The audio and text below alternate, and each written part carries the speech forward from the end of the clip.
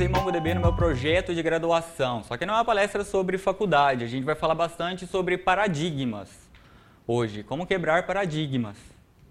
Para isso a gente tem que ter uma boa definição do que é um paradigma. Então, um paradigma pode ser definido como um padrão ou modelo, suposição, conceito, valores e práticas. Então, paradigma é aquilo que a gente faz sempre da mesma forma, porque não sabe que pode fazer diferente.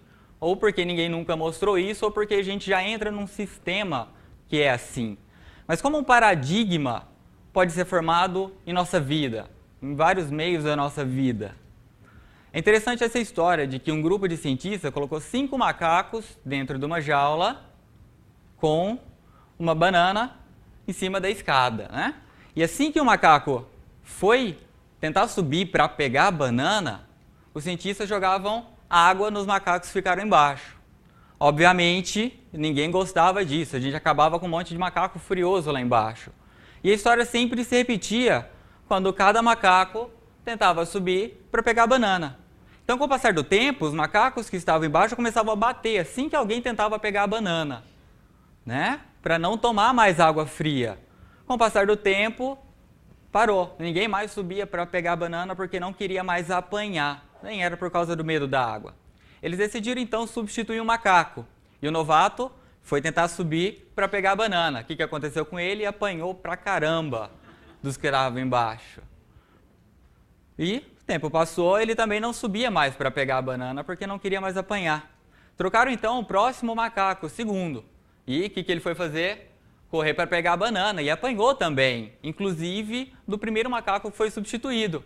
Ele ajudou a bater no pobre coitado que foi substituído lá. E a história foi se repetindo. Trocou mais um macaco, ele foi tentar pegar a banana, apanhou de todo mundo que estava lá ainda, ninguém mais subia. Trocou mais um macaco, ele foi lá de novo, apanhou, né? E o último macaco também foi substituído.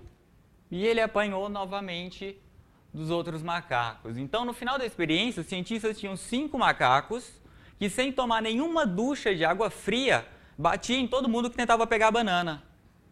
Se perguntasse para um macaco por que ele estava batendo no outro, ele não ia saber, ia responder, sempre foi assim aqui, eu não sei. Não era nem por causa da água. Né? Então, essa é uma das formas que os paradigmas são formados, né, na nossa vida. Essa palestra vai falar sobre paradigmas, vai falar um pouco sim, sobre faculdade, vai falar sobre Dragon Ball Z. Não pode falar sobre Dragon Ball aqui, né? Não pode.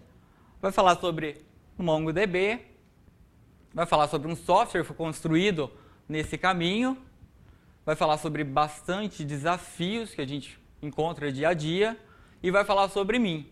Então eu vou ter que desapontar muitos de vocês, porque é uma palestra egoísta. Vai falar sim sobre mim, sobre o meu curso, sobre como eu me formei. Alguém tem que ficar feliz com isso além da minha mãe, né?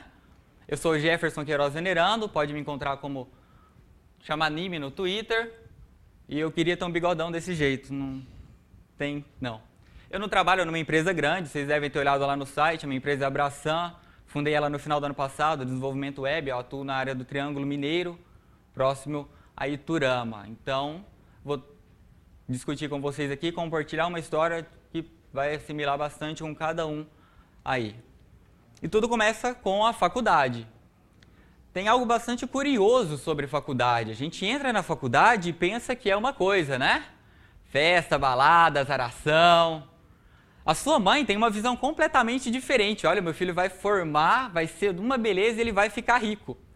Só que aí a gente acaba frustrado, porque nem sempre é assim, né? A gente passa horas e horas sofrendo e não tem festa, a formatura é difícil. Só que enquanto a gente passa por esse período buscando a graduação, buscando nos formar, a gente encontra vários paradigmas, né? Por quê? Na faculdade, a gente aprende basicamente uma forma de fazer as coisas. Então, é uma forma de programar, uma linguagem de programação, é uma forma de modelar o banco, uma tecnologia de banco de dados, uma forma de fazer documentação. Muitas coisas que a gente usa hoje, a gente nem vê por lá, às vezes testes do nosso sistema, testes unitários, testes de integração, a gente não vê.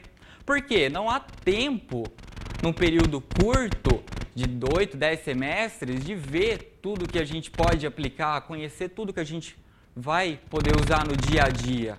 E se a gente faz tecnologia da informação, a parte mais importante do curso é o projeto de graduação, que é o vamos ver se a gente aprendeu ou não. E já que a gente aprende uma coisa só durante o caminho inteiro, quando a gente vai começar a desenvolver esse projeto, a gente vai voltar para aquilo que a gente aprendeu durante o curso. Está aí um grande paradigma que foi formado. A gente vai buscar os recursos naquilo que a gente viu, né? E às vezes que aquilo que a gente viu nunca é o melhor, ou a gente tem outras chances, outras oportunidades de aprender algo diferente e não o fez. Então vamos pôr a mão na massa e falar um pouco mais, porque eu também tive que me graduar, né? O que estava por trás então do meu projeto? Eu trabalhava numa agência de publicidade. Não tinha um software bom, e não existe ainda um software bom, para controlar a agência de publicidade. Isso dava muito trabalho para a gente, para compensar a falta do software. Então ficava um trabalho maçante, repetitivo, né? Porque não havia um software bom para auxiliar isso. Então a gente pensou, por que não solucionar esse problema então? Daí surgiu a ideia de fazer um software para controle de agências de publicidade e como ferramenta a gente tinha Ruby on Rails e um banco de dados relacional, que é o comunzão que a gente aprende a trabalhar. Quando a gente começa então, a gente começou a desenvolver o projeto, eu não programava em Rails, nem conhecia Ruby. Então foi um desafio, já foi um paradigma para ser quebrado, né? Fugir do velho Java, C Sharp que a gente viu na faculdade e abrir as portas para uma linguagem diferente. Já era algo que a gente tinha que fazer. Aprendi Ruby, não foi tão ruim assim, foi uma experiência boa, uma linguagem ótima e ainda uso até hoje. Só que o grande problema que a gente encontra, que eu encontrei na hora de desenvolver o projeto, foi a modelagem de dados. Aí já começa a entrar no que a gente vai falar aqui hoje, no ponto alto, que é sobre bancos de dados. Por que foi um problema? Os requisitos de um software, quando você vai começar a construir, eles não são definidos no início, né? A gente define algumas coisas ali, só que muda com o desenvolvimento. E não muda pouco não, muda muito. Essas mudanças na modelagem de dados precisam de migrações ou scripts para atualizar o banco para que trabalhe junto com a aplicação que a gente está desenvolvendo. É difícil manter o controle disso, se as mudanças são rápidas, a gente vai ter vários scripts ali para atualizar banco, tem que ter essa preocupação. E voltar tudo e refazer do zero é péssima ideia, né? Os requisitos, eles são estáveis durante todo o desenvolvimento, eles podem mudar, você pode fazer um ajuste, ver algo que é melhor, ver algo que você está fazendo de ruim e melhorar. E o desenvolvimento precisa ser rápido, né? Na faculdade a gente tem tempo de entregar o projeto. No nosso serviço de dia a dia tem um patrão, eu preciso disso para hoje, eu preciso disso para hoje, eu preciso disso para hoje. Então o desenvolvimento tem que ser rápido, fácil, eu não tenho que ficar me preocupando com coisas simples ou integração com o banco. As regras de negócios, principalmente dessa parte da agência de publicidade, é muito complicada. Então quando a gente pega todas as informações e vai começar a modelar o banco, resulta em muitas tabelas e joins. Então a gente faz aquela análise minuciosa, quando vai tentar implementar, não dá certo, fica ruim, fica uma bagunça. Só que a principal dificuldade é ter um esquema definido, né? A gente usa muito hoje linguagens orientadas a objeto. E a gente trabalha com objetos que representam algo no mundo real. O mundo real tem várias dimensões, ele não pode ser definido sim, de forma simples, em linhas e colunas, como a gente faz no modelo relacional. Então isso faz com que seja bastante difícil.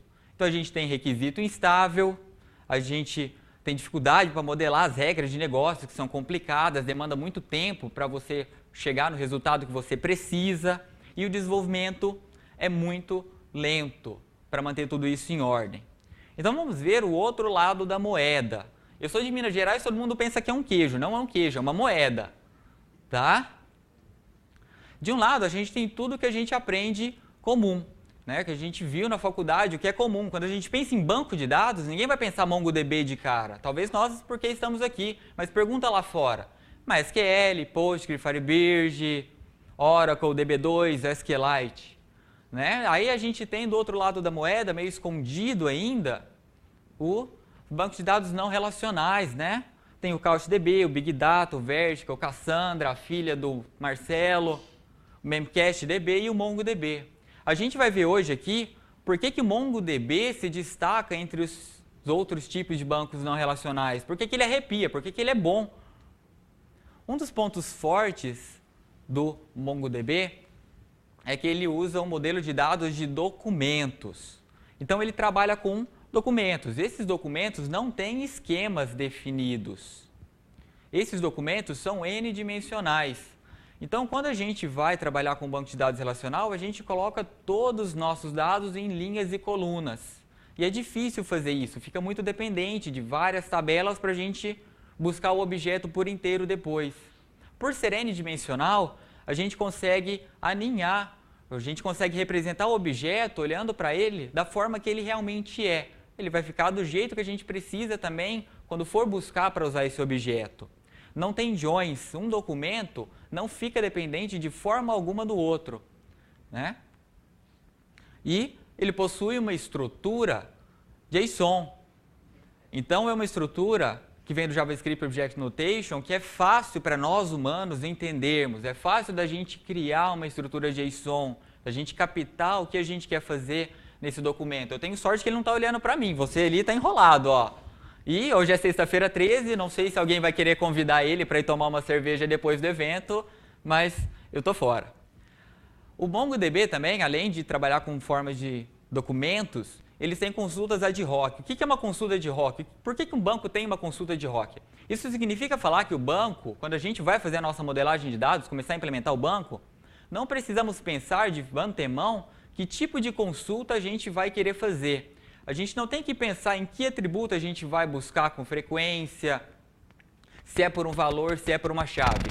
Isso é comum no MySQL da vida, no banco de dados relacional, né? A gente constrói a nossa tabela e, independente dos atributos que a gente tiver, a gente consegue fazer a busca pelo valor ou pelo nome do atributo. Mas por que é notável a gente destacar ele aqui? Vários outros tipos de bancos de dados não relacionais, como o Memcached-DB, são de chaves e valor. A gente nunca consegue buscar pelo valor, apenas pela chave. Então, MongoDB, mesmo sendo no SQL, mesmo sendo fácil de escalar, tem um poder de consulta dinâmica. Consulta é muito fácil você consultar de uma forma rica. Para a gente ter uma boa consulta, o índice é indispensável para a gente agilizar a forma que a gente consulta e otimizar a nossa consulta para chegar no resultado que a gente quer o mais rápido possível. O MongoDB suporta até 64 índices por coleção, então tem bastante índice aí para a gente poder trabalhar. E ele segue o mesmo padrão, alguns índices, dos bancos de dados relacionais que a gente vê. Ordem crescente, descendente e assim por diante. Outro ponto interessante do MongoDB é a replicação. Então, a replicação serve para redundância, a gente duplicar os nossos dados e dividir a leitura dos dados com vários escravos. O palestrante anterior comentou isso. E serve também para failover automático. A gente vai ver mais para frente por que isso é interessante. Mas a replicação, se a gente tem o nosso dado duplicado, se uma máquina falhar, o nosso sistema continua rodando. A outra vai assumir o lugar e vai pegar o papel. A gente não vai perder dados e o usuário nem vai notar isso. É completamente transparente. Outro ponto digno de nota é velocidade e durabilidade. Esse ponto é interessante. Por quê? Aqui a gente está falando de velocidade de escrita. Então, essa é a velocidade que está aqui. E a durabilidade é quantas escritas são realmente persistidas no disco.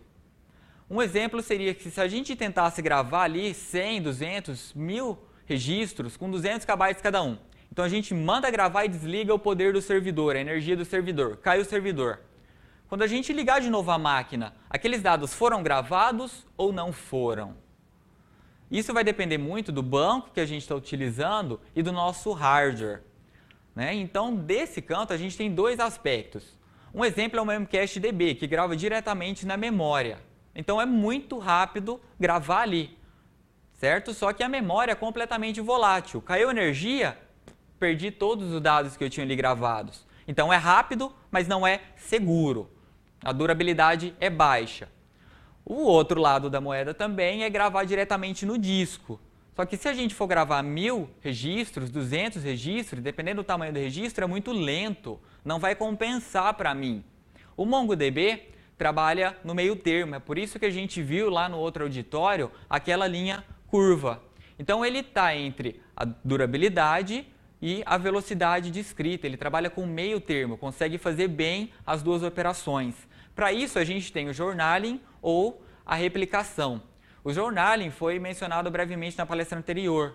Então, quando você manda gravar algo, ele vai gravar na memória e vai gravar em um arquivo de log. Se o sistema cair, o dado que estava na memória talvez pode não ter sido gravado diretamente no disco ainda, não pode estar no disco, só que vai estar gravado no arquivo de log. Então, o meu servidor, quando voltar, vai ver, opa, tem inconsistência de dados aqui.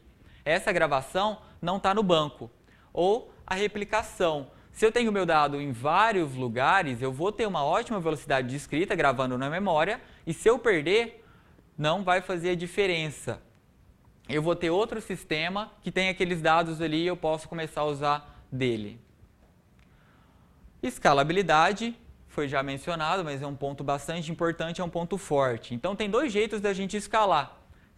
Escalabilidade horizontal e vertical. A vertical é adicionar poder na nossa máquina. É o modo mais fácil que às vezes a gente pode achar para escalar algum sistema ou um banco de dados. Se a gente estiver utilizando uma máquina virtual, vai chegar uma hora que a gente não vai poder adicionar mais recursos para ela, processamento, memória ou armazenamento em disco. Vai chegar uma hora que isso vai virar um gargalo, vai parar por ali. Então eu não vou poder mais escalar para cima. Se eu estiver colocando o meu sistema numa máquina física, vai ficar uma hora que não vai ser barato continuar escalando ela. Vai ficar muito caro adicionar processamento, memória ou armazenamento. Então vai ficar inviável. O MongoDB ele escala horizontalmente muito fácil. É fácil adicionar mais máquinas que vão me ajudar nisso.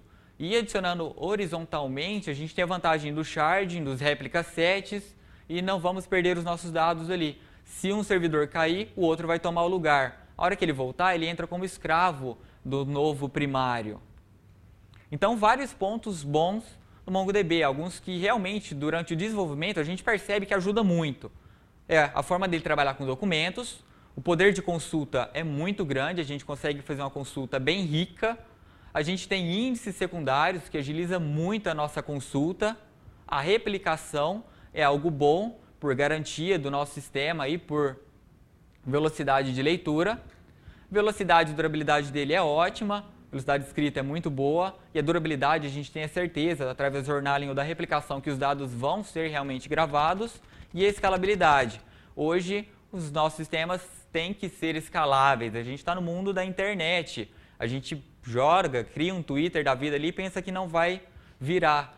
Mas o mundo inteiro começa a usar. E aí, eu tenho que estar preparado para receber isso, com o nosso sistema ou com o sistema da nossa empresa. Mas como isso tudo me ajudou durante o processo de desenvolvimento? Como isso vai ajudar você também? Se a gente não tem um esquema definido, a gente não vai ter as migrações e vai passar mais tempo desenvolvendo do que rodando o script no banco de dados. A gente vai apresentar os dados como eles realmente são, em uma estrutura n-dimensional, não nenhuma bidimensional. E uma consulta vai sempre retornar tudo que eu preciso saber. Eu não vou ter que dar joins em 2, 3, 4, 5 tabelas e fazer aquele SQL enorme. Então, uma consulta vai retornar tudo o que eu preciso saber. Só que com grandes poderes que o MongoDB nos dá, vem grandes responsabilidades, né? O famoso tio Ben. A gente não pode deixar que o nosso documento também vire a casa da mãe Joana, uma bagunça. A gente tem que tomar cuidado. Já que ele é sem esquema, nós temos que tomar o cuidado para que não fique bagunçado demais. O modelo relacional, ele é completamente sem redundâncias. A gente vai aplicando as formas normais ali nos nossos dados, até que o dado fique representado apenas uma vez na nossa tabela, em apenas um registro. A gente corta completamente a redundância. Por isso que dá aqueles trocentas mil tabelas lá. Já quando a gente trabalha com documentos, nós não temos join, não temos dependência de um documento para o outro. E a redundância não é um problema. Se eu preciso duplicar o meu dado para que eu tenha mais performance, isso não vai me causar problemas no futuro, é até aconselhável a gente fazer isso, por questões de performance. Umas propriedades dos documentos agora. Eles são autocontidos, então ele por si só tem que ter todas as informações pertinentes ao meu objeto. Eu vou gravar o meu objeto como ele é. Eu não tenho que buscar informação num documento B ou C. Ele tem que ter tudo que eu vou precisar para trabalhar sempre que eu precisar dele. Isso aumenta muito a performance, já que com uma apenas consulta eu vou retornar tudo que eu vou precisar para trabalhar, né? Seja para isso uma consulta, ou um insert, ou um update, vai ser sempre mais rápido, porque eu vou trabalhar apenas com um documento. E os documentos podem ser linkados ou incorporados. Como que o documento linkado funciona? Ele é bastante utilizado para relações many-to-many, muito para muitos ou um para muitos. Ele é muito aconselhável quando a duplicação de dados se torna um problema. Um exemplo prático que a gente utilizou no nosso sistema é os relatórios. Então, quando eu vou tirar um relatório, eu tenho que colocar a informação da minha empresa lá. Em vez de eu gravar no meu relatório todos os dados da minha empresa, eu tenho ele num documento separado. Então, eu linko ali, quando eu for pegar o relatório, eu busco os documentos, os dados da minha empresa. Por que que é interessante? Senão eu vou ter um monte de relatório e se eu trocar o endereço da minha empresa, vai ficar desatualizado. Para eu atualizar vários documentos que são incorporados, eu tenho que trabalhar um por um. Então, às vezes, é melhor linkar. Seria como uma chave estrangeira num banco de dados relacional. O conceito é parecido, mas ele não cria a dependência que a chave estrangeira cria no modelo de banco de dados relacional. Eles podem também ser incorporados. Então, eu posso ter um documento dentro do outro. E quantos documentos eu precisar, né? Então, lá no slide anterior tinha um meme, é horrível traduzir meme para português, a piada fica horrível, né? É terrível. Então, aqui a gente tem um exemplo, ó. Então, aqui é a representação de um job, que é o trabalho do meu serviço. Então, eu gravo vários dados dele, a campanha, o cliente. Nesse caso, a gente tem um exemplo de objetos linkados, referenciados, né? Então, lá no meu cliente, no funcionário, eu gravo o ID que está em outro documento, né? Então, eu posso ter esse tipo de referência. Aqui a gente vê outro exemplo. Eu insiro um cliente, a cidade, insiro um documento dentro dele que é uma rede de telefones. Então, esse é um documento incorporado. Eu posso ter 0 ou 50 telefones. Quando buscar o meu cliente, já vai vir tudo junto para mim. E tem mais um exemplo aqui, que é uma peça. A peça é um serviço de um job. Então, é o que eu vendo para o cliente. Aqui tem vários exemplos. Eu tenho várias referências, como funcionário, o job. E tenho aqui também um documento referenciado que está incorporado dentro dele. Então, a gente não tem uma estrutura definida. Todos os objetos podem ser únicos, da forma que eles realmente são no mundo real. Eu posso ter um atributo diferente que eu não tenho em outro objeto. Eu não vou ter que gravar um valor nulo para isso. Eu posso ter uma exceção no meu documento e ter apenas um atributo em determinado documento que eu não vou ter em nenhum outro. Isso fica por conta do desenvolvedor. Então, a gente vai trabalhar dos dados da forma que eles são. O desenvolvimento é bem rápido, já que a minha aplicação vai cuidar de como o meu banco vai funcionar, do que ele vai receber, só que a consistência é nossa responsabilidade. O banco não vai garantir isso para mim. O que vai para dentro de uma coleção, para dentro de um documento, é minha responsabilidade. Então, eu tenho que tomar cuidado com isso para que o banco não vire uma bagunça por completo. Outra coisa interessante é a agregação, né? O MongoDB, junto com as formas de agregação, usa o MapReduce. E é uma ferramenta muito boa para a gente fazer as consultas e agregar os dados. Então, ele funciona de duas formas. Só o MapReduce daria uma palestra completa, então eu vou só mencionar como ele funciona. É uma função map que vai ser rodada em todos os documentos e vai separar os dados que eu quero trabalhar. Então, ela vai buscar para mim o dado que eu vou agregar. Assim que eu tiver os dados, ele roda a função reduce em cima disso, né? E a função reduce vai fazer a agregação em si. Vai trabalhar com aqueles dados que eu recebi da forma que eu quero e vai entregar o resultado que eu preciso. Esse MapReduce pode sair diretamente, o resultado dele pode sair diretamente na consulta, na função, ou eu posso gravar ele também em uma coleção separada, criar um novo documento com o resultado do MapReduce. Só que nem tudo são flores, né? Tem algumas coisas que a gente deve ter em mente. O MongoDB nos dá um poder muito grande, mas tem algumas limitações que a gente deve pensar também. Ele trabalha com arquivos mapeados na memória. O que isso significa? O MongoDB tirou do desenvolvedor a responsabilidade de controlar a memória. Então, ele passou isso para o sistema operacional. Muitas pessoas talvez podem pensar que é um bug, mas não é um bug, é um recurso do MongoDB, o sistema operacional cuidar da memória.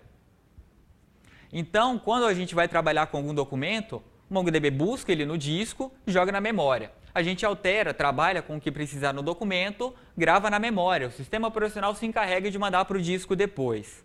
Para isso, a gente é melhor trabalhar, usar um sistema operacional 64 bits, por causa do limite de memória. O sistema 32 bits aceita apenas 4 GB. Se eu tenho um banco de dados ali com o meu sistema operacional e o meu sistema operacional e os outros serviços que eu preciso rodar ocupa 2 GB de memória, eu vou ter apenas 2 GB disponíveis para o banco. Tá? Então, o MongoDB vai usar toda a memória que eu tenho disponível se eu não definir isso na hora que eu ligar o servidor. A memória para esses dados que vai ser usado, vai buscar do disco que vai ficar em memória, é alocada automaticamente pelo kernel do sistema operacional. Então, eu precisei da memória, o sistema operacional vai, aloca e busca. Né? A replicação é importante. Já que eu vou gravar primeiro na memória, pode acontecer, já aconteceu do servidor falhar, do servidor cair energia, e eu não quero perder os dados que foram gravados na memória e talvez ainda não foram mandados para o disco. Então, a replicação é muito importante por causa disso. Tem também o limite do tamanho de documento. O meu documento do MongoDB é limitado a 16 megas no da versão 2.0 ou superior. As versões anteriores têm um limite de tamanho menor. Mas por que tem um limite de 16 megas? Uma razão é desencorajar vários documentos incorporados dentro do outro. Então, se eu tenho vários documentos incorporados dentro do outro, a minha modelagem pode ser pobre. Então, talvez eu não precise disso. Então, para desencorajar isso, não criar um documento completamente gigante, foi colocado esse limite. O segundo é performance. Sempre que eu vou mandar abrir um documento, eu consultar um documento no MongoDB, ele vai buscar para mim e vai gravar num buffer antes de enviar para o cliente. Se eu tenho um documento gigante e eu vou consultar vários documentos que são grandes, isso se torna um problema. Né? Então, tem o limite de tamanho do documento por causa de performance e para você modelar melhor os seus documentos. O MongoDB também não trabalha com transações, então a gente não tem o commit, o begin e o rollback. A gente vai trabalhar com um documento de cada vez apenas. Eu não posso alterar 3, 4, 2 documentos ao mesmo tempo. Isso é algo que a gente tem que notar. Né? Não significa que eu não consiga fazer uma transação com o MongoDB, não consiga achar atomicidade nisso, atualizar um documento da forma exata e retornar ele de cara. Só que nós não temos as funções de um banco de dados relacional, né? Como o begin, o commit ou o rollback. A gente pode sim criar uma transação, mas isso é por nossa conta. O MongoDB não garante isso. Ainda há outras coisas que a gente poderia considerar aqui, mas essas são algumas limitações que às vezes podem pregar uma pressa em quem está começando com um banco, em quem está desenvolvendo a sua aplicação e pode ficar meio perdido. Opa, por que isso aconteceu? Por que está desse jeito? Então a gente tem que ter em mente que o MongoDB trabalha sem as propriedades ACID, que são fundamentais do banco de dados relacional, que são pregados para o banco de dados assim. A gente deve ter memória suficiente para trabalhar, utilizar um sistema de 64 bits e não tem transações, realmente. A gente pode fazer, mas é por nossa conta. Ele não garante isso. Então, o que foi feito? A gente pegou tudo que foi os pontos bons aqui mencionados e a gente encontrou os pontos ruins também. A nossa ideia foi construída do zero, utilizando o MongoDB depois de um tempo, depois de ter aquele monte de problema com o banco de dados relacional. Nós demos o nome para o projeto de Brasam Propaganda, é o nome do nosso sistema para controle de agências de publicidade e propaganda. E o MongoDB foi uma ótima escolha, mesmo que a gente não trabalhe numa empresa grande, independente de como é o nosso projeto. O MongoDB trouxe bastante benefícios para mim e para o nosso grupo. O desenvolvimento foi rápido, não tive preocupações, não tive dor de cabeça até agora no projeto, ele funciona muito bem. Né? Então, é um paradigma a ser quebrado também. A gente tem outras formas de fazer algo que a gente vem fazendo da mesma maneira há mais de 20 anos, que é o tempo que o banco de dados relacional foi criado. Então, o MongoDB, sem dúvidas, traz bastante benefícios para nós. A gente tem que ter cautela em alguns aspectos, sim. Só que os benefícios vão muito além disso. Eu me formei, espero que todo mundo fique feliz por mim, além da minha mãe e da minha namorada. Quebrei o paradigma da faculdade. No final das contas, a nossa ideia virou um produto, funciona em produção de verdade. Então, o que começou ali como um projeto de graduação terminou como uma solução real com clientes hoje. Então, essa palestra, né, é sobre quebrar paradigmas. Né? Terminei a faculdade, e a gente quebrou o paradigma daquilo que a gente vinha aprendendo. A gente buscou uma solução diferente e nem sempre isso é ruim. Essa frase é bastante interessante, né? A vida começa onde termina a sua zona de conforto. Às vezes a gente perde vários benefícios que a gente poderia ter porque não tentou algo de diferente. Isso às vezes pode atrapalhar a gente a longo prazo. Então, o MongoDB deu um bom resultado para a gente, conseguimos quebrar esse paradigma, né? O suporte é bom, a gente não ficou na mão durante o desenvolvimento, tem o pessoal da DGEN que é bastante atencioso, a documentação é boa, quando a gente coloca o sistema em produção, não tem problema de instalar o MongoDB, fazer backup, tem várias ferramentas sobre isso, né? Tem vários recursos para a gente buscar informações aí. Alguém tem alguma pergunta? Pode falar?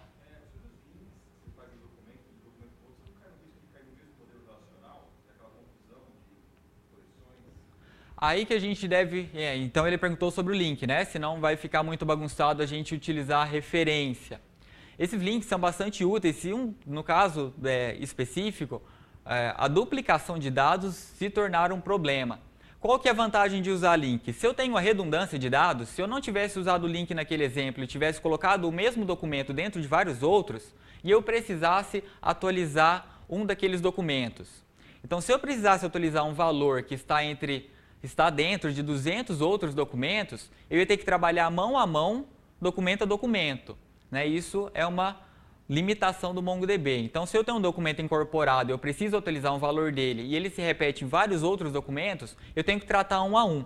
Se eu tenho 1 milhão de documentos que contém aquele documento que eu atualizei, isso vai se tornar, às vezes, um problema. Se aquele documento for grande, eu vou ter que buscar ele, atualizar, gravar. Busco outro, atualizo e gravo. Então, eu vou ter que atualizar vários documentos manualmente dentro dele, mão a mão. Dessa forma, utilizar o link pode ser uma boa solução. Porque se eu atualizar o documento principal que está sendo referenciado, quando eu buscar aquele documento, ver o link e buscar aquele que está sendo referenciado, eu não vou ter que ter feito aquele trabalho de atualizar um a um. Eu atualizei apenas um. Então depende muito do caso de uso, né? É uma vantagem no MongoDB ser sem esquemas. Eu defino a minha melhor forma de trabalhar. Se eu conseguir fazer redundância, é ótimo. Se não, não.